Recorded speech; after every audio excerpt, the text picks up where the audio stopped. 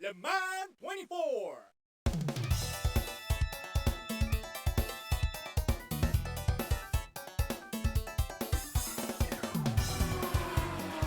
If I were to ask you to name your favourite Sega Model 3 arcade racer to me, the chances are you'd probably reply with either Daytona USA 2, Scud Race or Sega Rally 2. Or, if you're under 20, you might ask, what's a Sega Model 3 racer? At which point a sense of existential dread will begin to grip me, as I remember just how long ago the 1990s were. But one game that doesn't seem to get mentioned all that often, when you think about Sega's awesome arcade racer output from back then, is Le Mans 24. And you know what? I think that's a real shame, because it's a fun racer that had some incredible gameplay innovations, especially for the time it was released, which I think are often overlooked by people when it's compared to other Sega arcade racing games from around that time period. Let's check it out.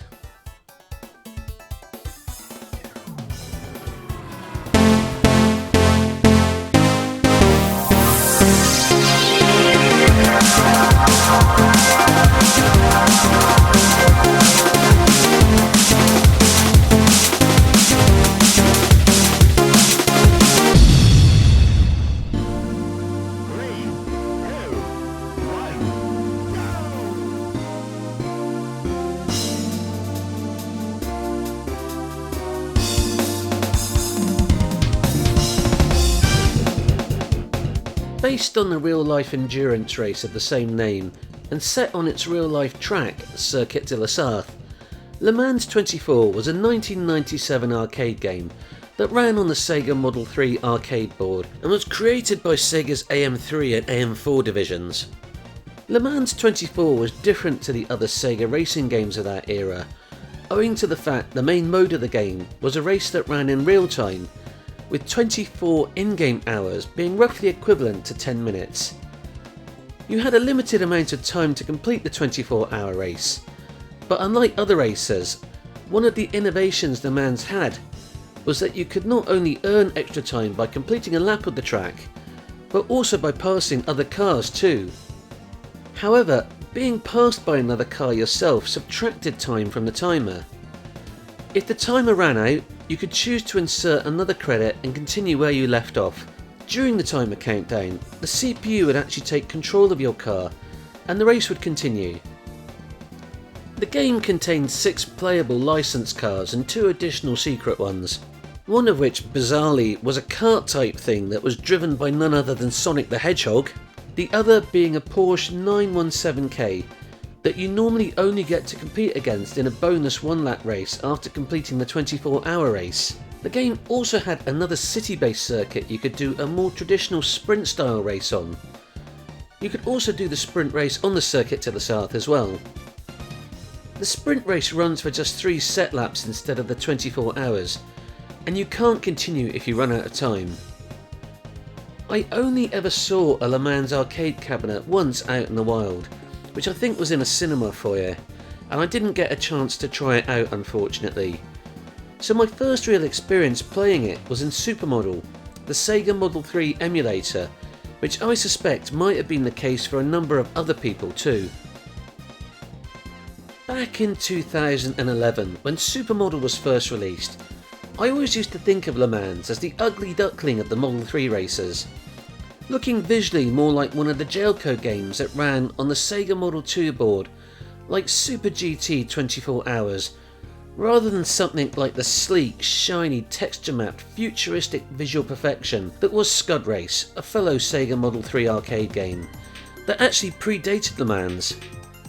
It didn't look anywhere near as good as either Scud Race or Daytona USA 2, both of which seemed near perfectly emulated all the way back then. But this negative first impression of the game was very heavily influenced by the fact that graphics were such a broken mess in the early version of Supermodel. There were strange black blobs in the sky, the cars had broken textures, there was no specular lighting so the cars didn't look nice and shiny and just appeared very flat and drab. There was an issue with the transparency effect on the glass on the cars, making it look like it was missing sometimes. And not all of the neon lighting type effects were working properly in the nighttime sections. The weather effects didn't work properly, with the rain appearing as just a big sheet of grey, with the water textures on the ground appearing with black borders around them. In short, it looked like a mess. On top of all this, the game also seemed to handle very strangely if you played it with a pad, with the back of the car having a tendency to severely fishtail outwards when you took a corner. But over the years, as Supermodel the emulator evolved and improved, so did the way the game looked in small increments. I was always curious about how good it would actually look if the graphics were actually working properly in emulation. It had been so long since I'd seen the actual arcade cabinet, I couldn't really remember. This newfound appreciation for Le Mans was really catalysed by watching a YouTube video of someone playing the arcade version, and the reality of what the game was supposed to look like dawned on me. In particular, the nighttime funfest section with all the lighting effects properly working really looked ace on the cabinet's original CRT. The graphics continued to improve in Supermodel, and were eventually perfected after a complete rewrite of the Supermodel engine about 6ish years ago. Now that the emulated version is looking, as far as I can tell, completely arcade perfect, it allows you to really appreciate all the clever visual stuff that Le Mans 24 was doing all the way back in 1997. The dynamic lighting transitions as you gradually go from day to night, and the weather swaps from beautiful sunshine to pelting rain and thunder and lightning, were really quite revolutionary back then. I can't recall seeing any other racing games in the arcade doing this back then, and in retrospect I think the only other game that did, and not with this level of visual flourish, was Ridge Racer 2. Again, I can't recall any home console titles that did this either. I know Daytona USA Deluxe on the PC had time of day options, which, off the top of my head, I think ended up in the Japanese version of Daytona USA Circuit Edition on the Saturn, but these effects tended to not look very good. Le Mans, on the other hand, had proper nighttime effects, where the sky would gradually fade to an auburn hue as you went into dusk, before transitioning into night proper, and you could actually see your headlights illuminating the track in front of you, as all the lights of the funfair rides came to life. It's an incredible effect for such an old game. The changing weather effects were fantastic too, with the track properly looking like it's getting drenched during the pouring rain, whilst lightning flashes overhead. Bits of the track are also interactive, and you can crash into tyre barriers which will spill tyres out into the track. The CPU cars will also crash and catch fire, and will remain on the track blazing away for the remainder of the game. And let's not forget that all-important bit of secret Sega awesome sauce, it ran at 60 frames a second. Upscaled into HD using Supermodel, the game really does look fantastic now. One area of modernity though that the game won't ever acquiesce to is the sky displaying in 16:9 widescreen. Ian Curtis, one of the Supermodel developers and not the lead singer of Joy Division, explained to me a while back it's actually a 2D layer drawn by a totally separate chip on the Model 3 board that's stuck at 4x3, since the bitmap graphics are only that size. The improvements in the game though aren't just visual. One of the Supermodel developers, called Spin Dizzy, figured out how to get force feedback working, which makes the game feel even better to play now, as the wheel now provides some resistance as you turn around corners, and the sensation of torque this provides makes the handling feel even more intuitive. I have heard it said by some people that the handling in Le Mans is very strange, but this really is only an issue if you're playing the game with a pad. If you play it with a racing wheel, the handling is actually very intuitive and easy to pick up once you get used to it. Some of the footage that I'm using in this video is me playing with a wheel, and some of it's me playing with a pad, and you'll probably be able to tell which is which just by looking at how smoothly the car turns in some of the different bits of the video. Another innovative feature of the game is that, as the attract mode in the game says, the race is always on. If you play another game straight after you've just got a game over, without continuing, you will get a different time of day and or weather to the conditions when you started previously, and different music tracks to go with them as well. I used to think that the race always being on just meant that if you were playing in multiplayer, another player could just jump in anytime, which they can do. But I believe that what's actually happening is that the race is literally always on as soon as the machine starts, regardless of whether an actual person is playing it. If you play the game in multiplayer, one of the other cabinets that's not in use will act as a relay cam during the attract mode, showing live footage of the race in progress rather than just the standard attract mode.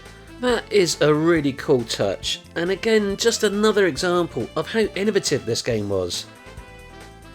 And speaking of multiplayer, that was one of the last pieces of the emulation puzzle to be solved a few years back by another Supermodel forum member called Jim Matthew, who just so happens to come from the same city as me.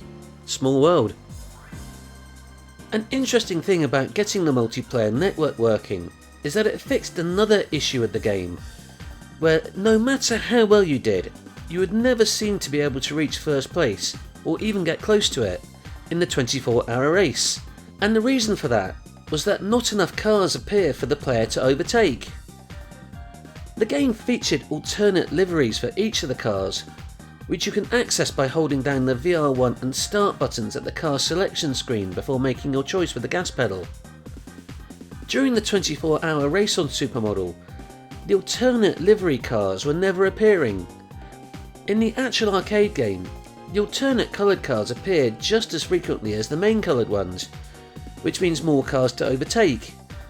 It turns out the missing cars only show up if the game is running in link mode.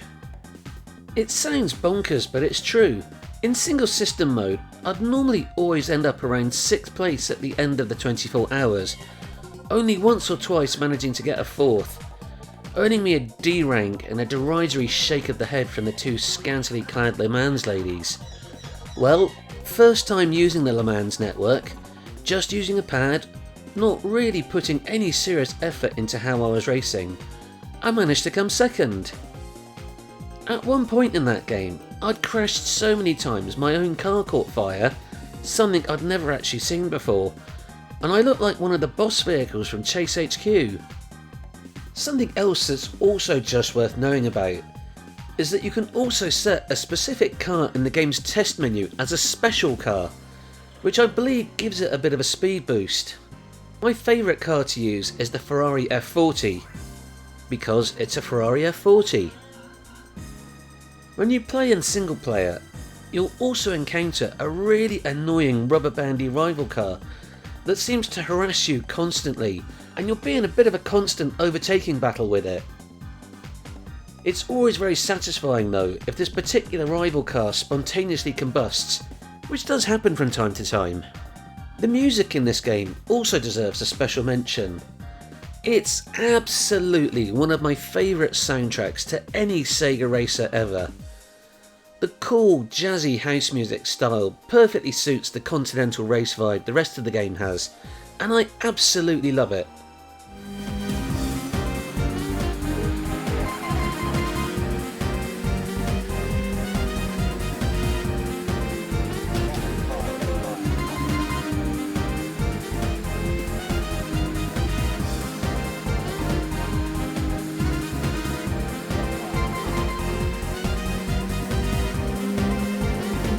There's even a bit of slightly faster drum and bass-esque breakbeaty type stuff going on in there too.